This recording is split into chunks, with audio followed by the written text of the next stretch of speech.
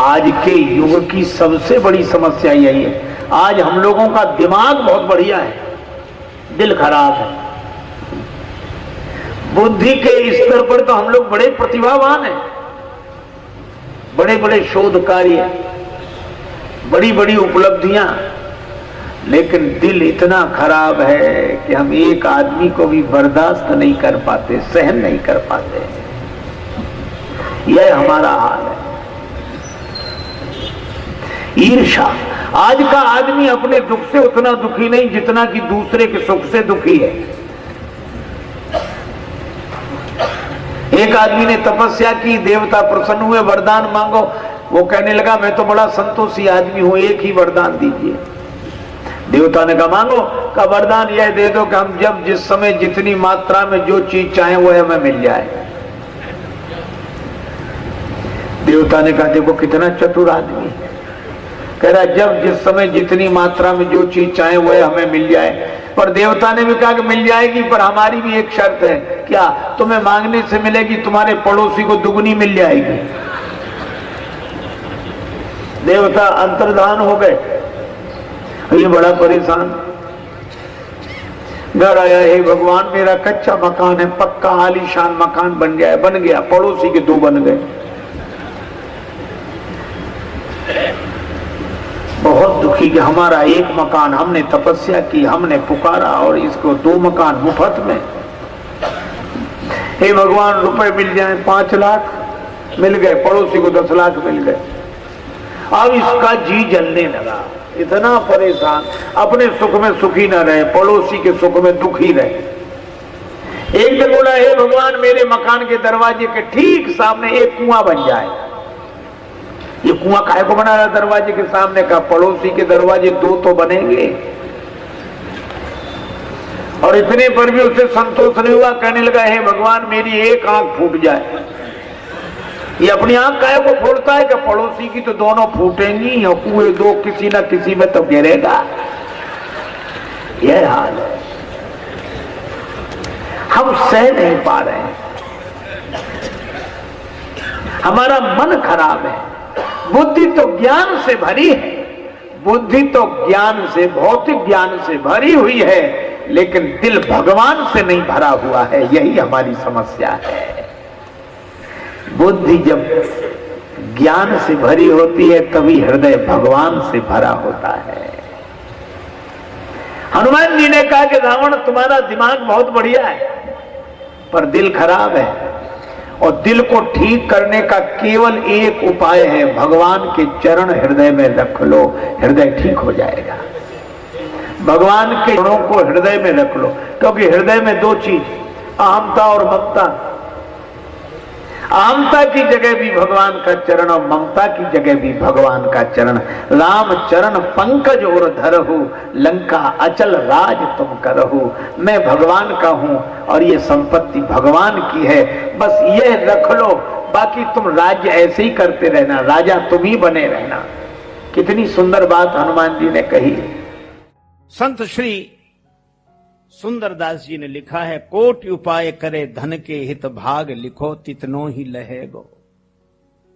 इतना भाग में लिखा है उतना ही मिलेगा। और हम लोग क्या करते? एक आदमी चला गांव से लोटा लेकर, अरे गांव में गुजर परेशान करते बहुत दिन हो गए।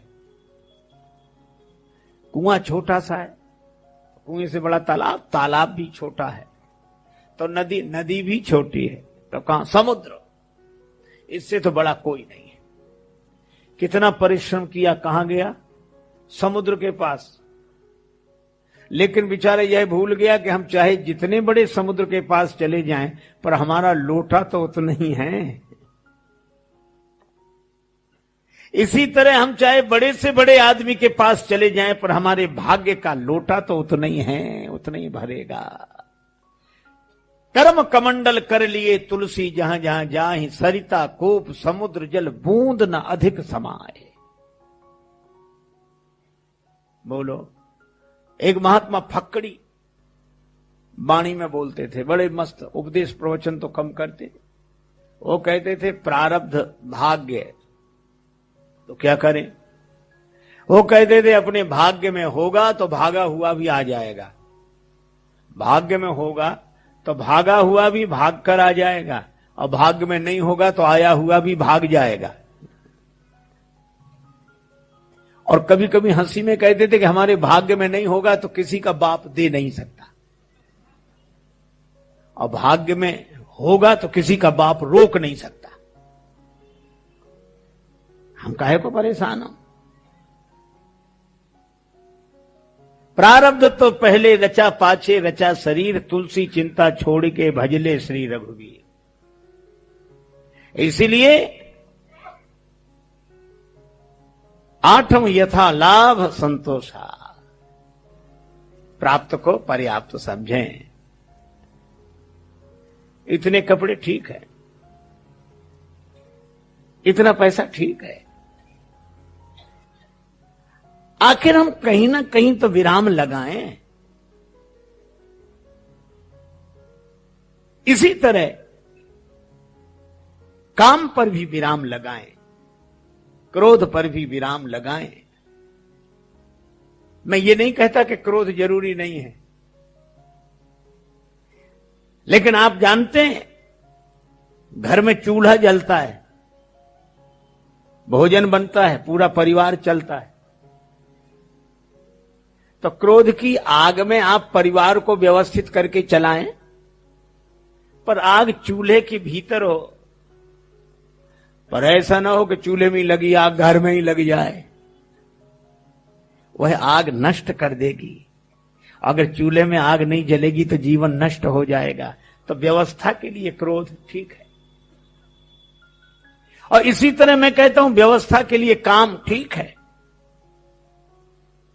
काम से सृष्टि का उद्भव है, ठीक है, भोजन बनता है, पूरा परिवार चलता है, तो क्रोध की आग में आप परिवार को व्यवस्थित करके चलाएं, पर आग चूल्हे के भीतर हो, पर ऐसा ना हो कि चूल्हे में लगी आग घर में ही लग जाए, वह आग नष्ट कर देगी। अगर चूल्हे में आग नहीं जलेगी तो जीवन नष्ट हो जाएगा। तो व्यवस्था के लिए क्रोध ठीक है, और इसी तरह मैं कहता हूं व्यवस्था के लिए काम ठीक है। काम से सृष्टि का उद्भव है, ठीक है, लेकिन विराम तो लगे, और उसके लिए संतोष। तो हमने ये कथाएं सुनी स्वामी राजेश्वरानंद जी महाराज द्वारा। बहुत ही सुंदर तरीके से इन कथाओं का वर्णन उन्होंने किया है। उम्मीद है आपको ये कथाएं बहुत पसंद आई होंगी। अगर आपको ये कथाएं पसंद आई हैं तो चैनल को सब्सक्राइब कीजिए, वीडियो को लाइक और शेयर कीजिए, ताकि इस तरह की प्रेरक और हास्य कथाएं हम आपके लिए लेकर आते रहें। आपका बहुत बहुत धन्यवाद।